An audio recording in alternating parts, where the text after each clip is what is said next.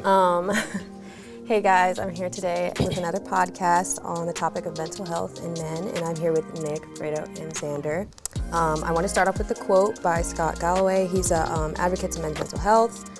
He's also a New York Times bestseller, and the quote is, "The most dangerous person in the world is a man that is broken and alone." Do you agree or disagree, and why or why not? I would say I agree. Me personally, on the standpoint of somebody who's been through depression before, it can really have a toll on your life and really how you maneuver.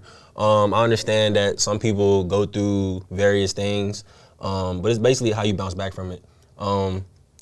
So basically that broken and that alone piece, like it really can't get lonely.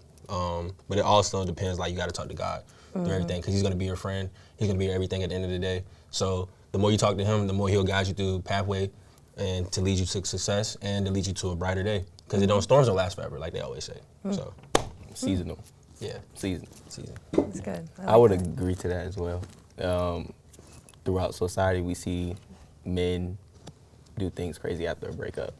And not even just men, honestly, it's really everybody, but men is mainly portrayed through that. And I wouldn't say I put myself in that, but we see. Do you have anything to add on, Xander, or no? Yes. So it's a little off topic, but for example, John Wick, right? Okay. He lost his wife and his dog. Sometimes people do go off the edge for stuff like that, and they go on like killing sprees.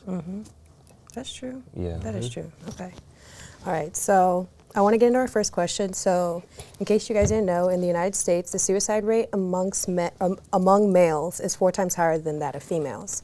Male deaths represent 79% of suicides in the U.S. and amounting to roughly about 36,000 deaths annually. Men are also 12 times more likely to be incarcerated. Why do you think that is? Is it on me? No. So why do you think that? Like, so basically, you're basically asking like, why are the male aspect is being more incarcerated than female aspect? Yeah, like why do you think men are 4 times more likely to commit than? Because I ain't gonna lie, us men, sometimes we make careless mistakes at the same time, but also it also depends on our upbringing, on how we were raised and like, you know what I'm saying, how we were guided. Because some people like do have influences on us. And it really do depends on like how you grow up and what influences you have around you. So that's what my take is on it. I was gonna say the same thing, guidance. You know, if someone's not led in the right way, or if they're only going based off what they see in the household, whether it be the father, father, mother, uncle, or other family members, they're gonna naturally tend to follow what they see. Okay. So if there's no positive influence or, you know, someone setting the example, they're gonna follow the way. Okay.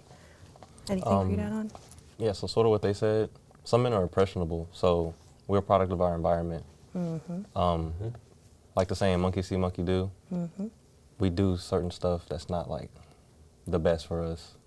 And another thing is like society, the way society sees men, they don't really care about us for real, so. Okay, adding on to what you just finished off with. So today, men are expected to take accountability and be more in tune with their emotions. Do you think the lack of empathy and the notions, and those notions like minimize the importance of men's mental health? Wait, can you rephrase that one more time? So like the standards that are set, or like, no. So when men have to take accountability, or like when men go through things, like when they have tantrums or if they react to something, like they're usually told like, oh, well, take accountability, like grow up, like, you know, you're a man, take it as it is, you know, like how do you think that has minimized men's mental health? It definitely had an effect. It has an effect on men's mental health. Because, like you said, oftentimes we grow up. Oh, you're a man. Like, oh, you're a boy. Like, shake that off. You know what I'm saying? So basically, like, we're hiding those feelings, and it really don't show unless like we really like lash out, and now we're the bad guy in some form. But in the past, it was like I just wanted to listen. I just wanted somebody to hear me out. Nobody wanted to listen to me. You know what I'm saying? So it's like nobody wanted to listen to me. So it results of me to, you know what I'm saying, crashing out in this way, or like getting out my feelings, just yelling at somebody, you know what I'm saying? Or not like having good coping mechanisms. Yeah, pretty much. Honestly, I think like now in society, I think men are doing better at communicating their feelings. Because I feel like that's a lot what women are demanding, you know, somebody who's open-minded and emotionally intelligent. So I feel like a lot of men are like coming to the senses like, okay, I need to communicate this in order for this to work.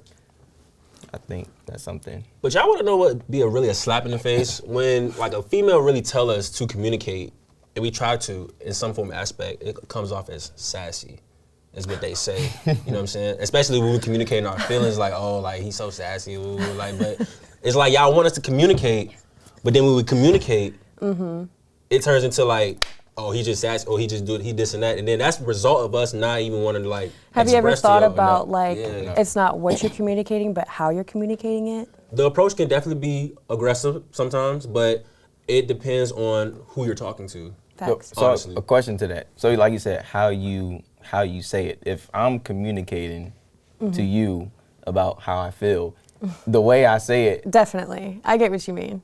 like it matters how I say it for you to be like, okay, he's not To sassy. get to really understand what you understand. feel. Oh, okay, I see what you're talking about. Yeah. I like to add on to that. Sometimes women say it, they express themselves in the way that they are in an emotional state, but men can't. So it's kind of like a double standard. Okay.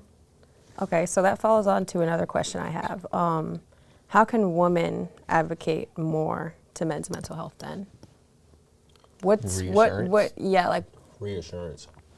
Just saying those affirmation pieces, like Okay. letting us know that like, yeah, you're doing a good job, or like, you know what I'm saying, basically like you're gonna be doing good at this, you're gonna be doing good at that, versus like, you know, just putting people, like putting, you know what I'm saying, men down at certain times, and then it's like when y'all mad at each other, you know what I'm saying, it's like, I was always taught, it's you and the person versus the problem, not you versus the person. Because at the end of the day, we got a problem to solve. So if we arguing, what are we accomplishing? You know what I'm saying? So it's like, we got to come to a common ground in order for us to like move forward, you know what I'm saying, for us Yeah. to better ourselves, so that way that communication piece, the affirmation piece can all be solidified. So yeah. I think it's also important that people understand that feelings are not meant to be understood, but just heard, period. So when you're expressing yourself to someone, or you're just trying to let someone understand where you're coming from, it has to be from a place where like, or if I'm listening, like I just need to listen. Like I just need to listen and respond to it into a way that I feel like you would need that. You know what I'm saying? So I think it's just very important that people understand that feelings are not something that you should judge or misinterpret. It's just something that you should listen and hear. That's it. But following on to that, what does the ideal man you wish to embody look like? And is that image misconstrued from society? If yes, why is that? I'll go. That's a question. Y'all don't really know him, but I say my grandfather. And the reason Okay. why I say my grandfather is because he was like the traditional man, like, you know, provide for the family, hardworking, loving, disciplined. But society, like, they try to like throw that image away. But I think it's valuable because a household needs that. They need that type of man to be in a family to like hold a family structure stable, if that makes sense. Agreed. Yeah. I mean, I would even say like, I talk about it in the first podcast, like I even say like the ideal man for me is a traditional man, like how you said how your grandfather was. But also I sometimes sit back and think like, do I think like that because that's like a societal standpoint on how a man should be, or is that something that I genuinely want in someone? So, but thank you guys so much for watching. That is all the time we have for today. See you guys again soon.